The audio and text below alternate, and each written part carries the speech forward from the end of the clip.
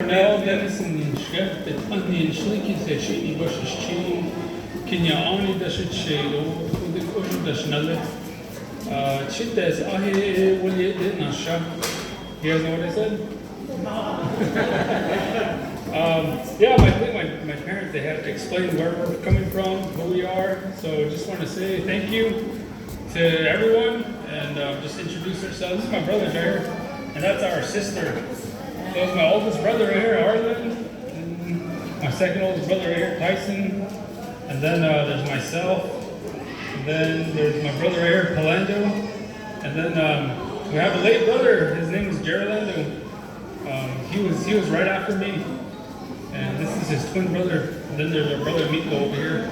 Then my mom's sister, her son is over here. This is our little brother Emilio. So I just want to introduce ourselves and also say thank you to my sister and then my brother Phil. Appreciate you.